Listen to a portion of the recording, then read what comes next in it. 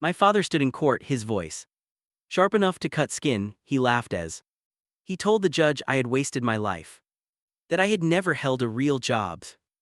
Words burned through me while strangers chuckled in the back row. I didn't speak, I just held my breath because I knew one day they would learn who Oilia Townsend really was. The hum of the fluorescent lights filled the Buncombe County courtroom, a steady drone that seemed to grow louder with every second I sat there. I pressed my palms together so tightly my knuckles locked, eyes fixed on the worn planks beneath my shoes. Those floors had carried the weight of generations. Farmers, shopkeepers, neighbors, all they people whose whispers now circled around me. Frederick Townsend strode toward the witness stand as though the space belonged to him alone. He tugged at his tie, squared his shoulders, and scanned the room with that familiar swagger, the kind that turned even silence into his stage. His voice carried effortlessly, booming to the farthest benches. She wasted her life, never held a real job. The words landed like a slap. A ripple of laughter broke out behind me, low at first, then spreading through the pews, until it echoed like an inside joke I wasn't in on. I kept my eyes down, the floorboards blurring as my pulse pounded in my ears. I didn't rise to defend myself. I didn't flinch or cry. I simply swallowed hard and drew in air the way I'd trained myself to do, slow, measured, enough to keep my chest from caving in. They thought they knew who I was. To them I was the story he told, the caricature he painted, loud and for the whole town to believe. But they truth was sitting with me in silence, locked away for years, and though none of them could see it yet, I knew the day was coming when every smirk in that courtroom would vanish, and the man sneering from the stand would finally choke on his own words. 2 weeks earlier, on a heavy August morning, Asheville, a yellow envelope lay in my mailbox, the bold black letters cut like ice. Probate hearing notice. The petitioner, Frederick Townsend, my father, wanted the house sold, the house my mother left behind, the place where I had grown up, where the old piano still lived in memory if not in sound. I sat on the porch steps with the envelope pressed flat against my palm, watching brittle leaves spin to the ground. Even though summer hadn't fully surrendered yet, that house wasn't just wood and brick. It carried the echo of my mother's alto voice in the church choir, the sound that had steadied me through childhood. My grip tightened until the paper bent, a chill racing the length of my spine. I went to see Nina Carter, the town's attorney, whose office perched above a laundromat. The air smelled of strong coffee and dust, papers stacked in careful rows, neon tabs bright against worn manila files. She leaned back in her chair, listened, then exhaled through her nose. "We don't need speeches," she said. "We need records. Can you prove you helped keep that house?" I searched through boxes at home until I found it, my mother's notebook, its pages browned with age. On one page her hand was shaky but certain. "Mortgage covered. Don't tell Frederick." The words struck harder than any gavel. She hadn't just known, I realized she had deliberately kept my father in the dark. My chest tightened. She had hidden it to protect me, and in that moment I understood. She had always been on my side. Back in my apartment, I crouched beside the old cabinet and slid open the false bottom I'd built years ago with tools from a base workshop. My fingers brushed a sealed envelope embossed the raised trident no one had ever seen. I unfolded the letter. Inside, it was plain, clinical, stamped by the Department of Defense, verification that I had served with the SEALs for 10 years, deployed on classified missions. My record sealed under statute. I wasn't just the woman people thought taught kids piano for pocket change. I had lived in the shadows, carrying out work so dangerous even my family couldn't be told. A memory cut through the silence. My mother at the kitchen table late one night, feet tucked beneath her robe, eyes clouded with worry. "You're gone too much, Olia," she'd whispered. "Is there something I should know?" I held her hand and answered, quiet as a prayer. "If you knew you could be in danger, please don't ask me again." She had squeezed my wrist and nodded. From then on, she never raised the question. Na's voice pulled me back when I showed her the letter. "We'll file a request for in-camera review," she Said the judge can examine it privately.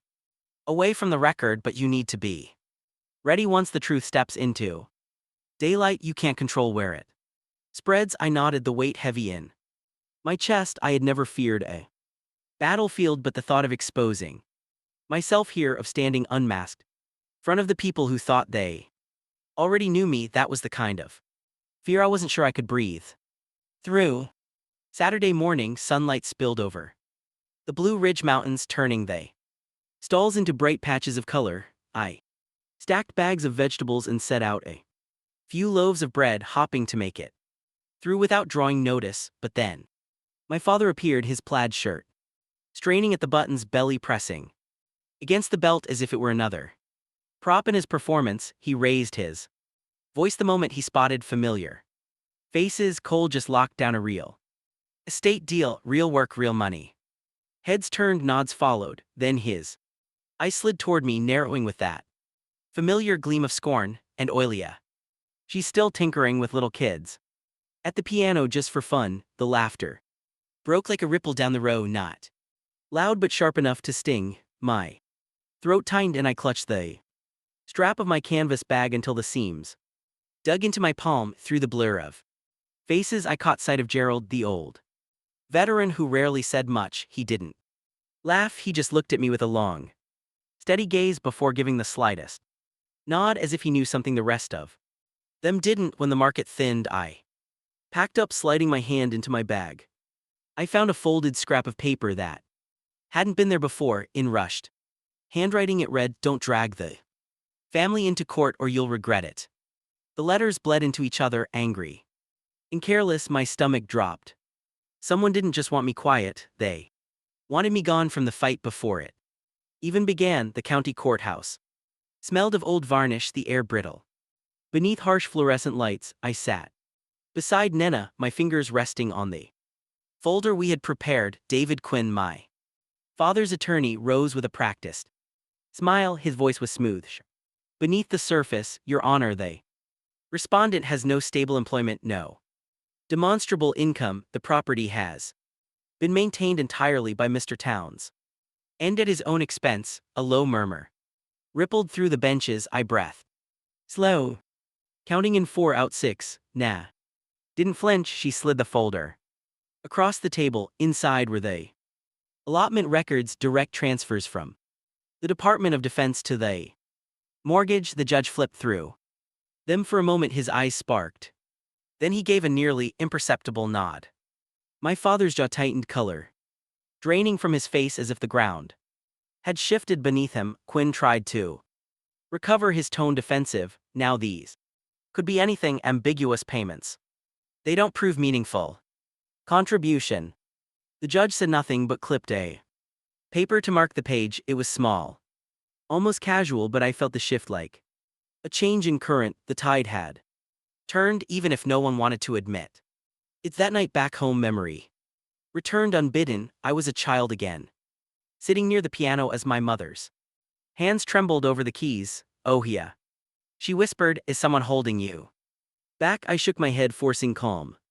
"No, but there are things I can't tell you. If I did, it could put you in danger." She pressed her lips together, sorrow in her eyes, but never asked again. The promise I made her in that moment still chained me, and now with the courtroom closing in, I felt its weight pressing harder than ever, forcing me to choose between silence and survival, or the truth that could unravel everything. The heat clung to my skin as I pushed through the courthouse doors, the day already bleeding into evening. The parking lot was nearly empty, a handful of dented sedans sitting under yellow lamps that buzzed against the still air. I had just gripped the handle of my car door when a shadow peeled away from the far side. My father stepped out, solid and immovable, his presence blocking the path like a wall. He planted one hand on the hood, the other curling into a fist at his side. His voice scraped low, hard enough to cut. "You're dragging your mother's name through the mud for a house that's falling apart. Walk away, Olia." I stood still, slowing my breath into steady counts. In 4 out 6. My pulse evened as his words slammed against me. In the glare of the overhead light, I caught the edge of a folded contract. Peeking from his shirt pocket, a company logo stamped bold across it. I didn't need to read it to understand. He and Cole had already gone to a realtor. They'd signed a preliminary deal, ready to sell the house the minute the ruling came down. His face drew closer, eyes burning. You don't have the strength to keep that place. Don't turn yourself into a bigger joke than you already are. I met his stare, calm but sharp. Only joke is a man who can't stand the truth. I slipped past him, slid into my seat and started the engine. In the rearview mirror, he was still rooted under the sodium light, his shadow stretching long across the cracked asphalt. The courtroom swelled with people, pressed shoulder to shoulder, the benches groaning as they shuffled closer to hear. I sat at counsel's table, now steady beside me, my hand resting on the folder that carried more weight than anyone realized. Frederick adjusted the microphone with a flourish, leaning as though he were preaching to a congregation. She's done nothing with her life, dead weight, useless. My son's a success, but she survives on luck and handouts. The low hum of laughter rippled again, rising and falling like a tide. I kept my eyes down, jaw clenched, forcing my focus on the rhythm of my breathing. Out of the corner of my vision, I saw Cole. His gaze slipped away, unable to meet mine. He knew his father's words were bloated lies, but he chose silence. On the other side, Aunt Nora clutched her purse so tightly her knuckles widened. Her lips pressed into a trembling line. Then the room shifted. The judge removed his glasses, set them carefully on the bench, and rubbed the bridge of his nose. The noise died at once. He looked up, his voice carrying the kind of authority that left no space for doubt.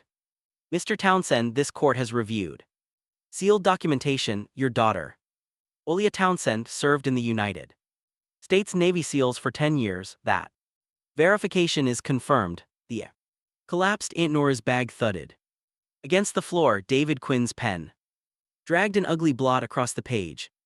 Before stopping cold, I sat unmoving, saying nothing because there was nothing left for me to add. The truth, once spoken, carried farther than any defense I could have given. My father's face drained, his mouth working but silent.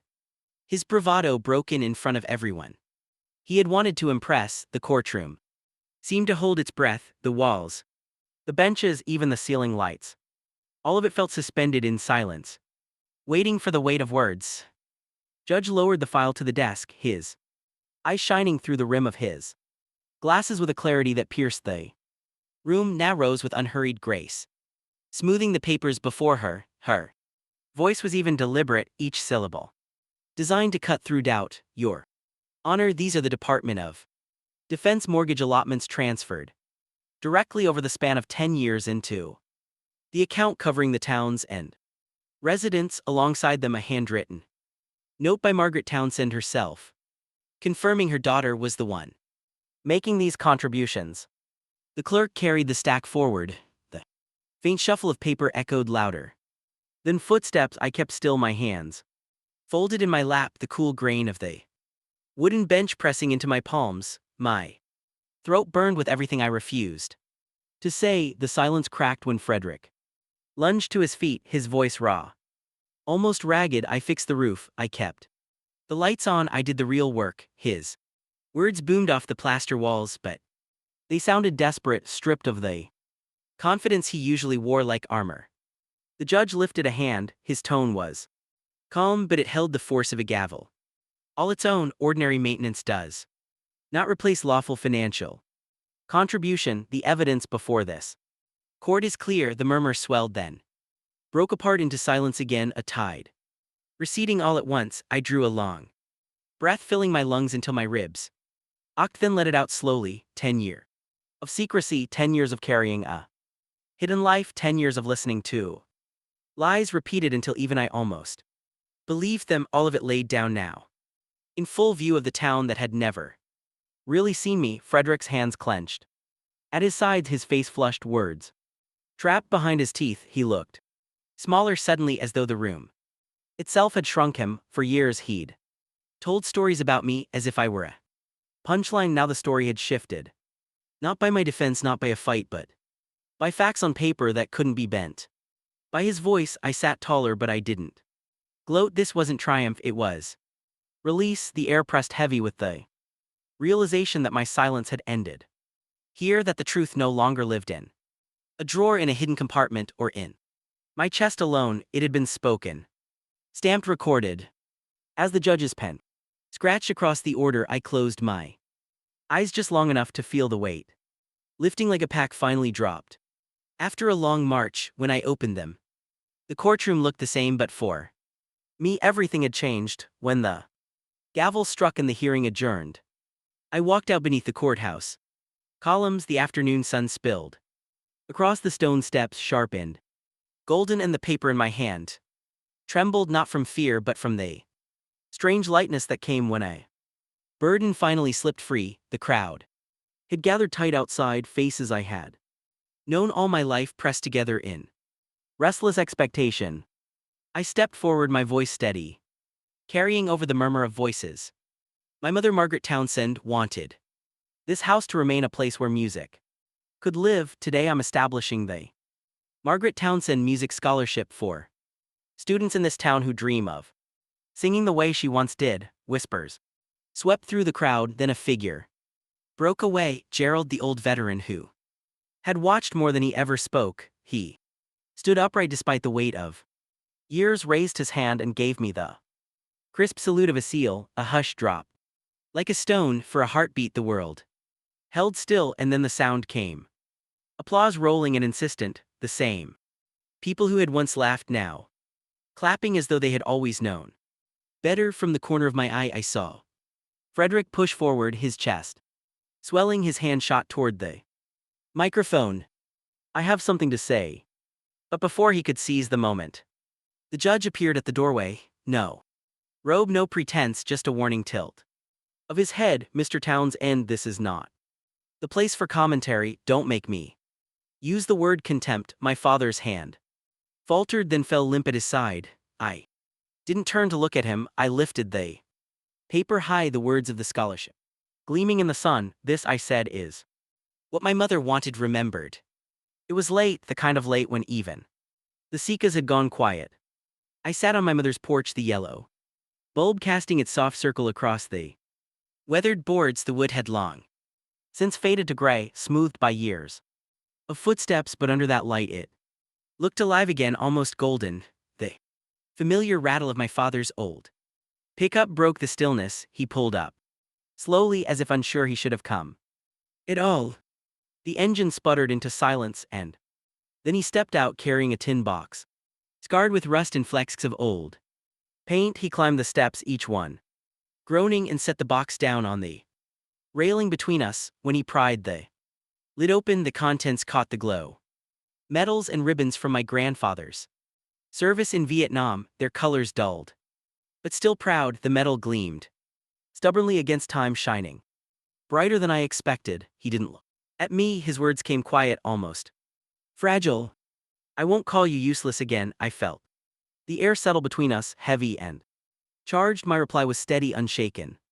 I don't need you to be proud, I just need you not to lie about me. He gave the smallest nod, lifted the box back into his hands and turned away. His shadow stretched long under the street lamp before folding into the cab of his truck. The door shut with a hollow thud, and then he was gone. I remained on the porch, standing under the steady hum of the light. Its glow spilled wide across the yard, claiming the night for itself.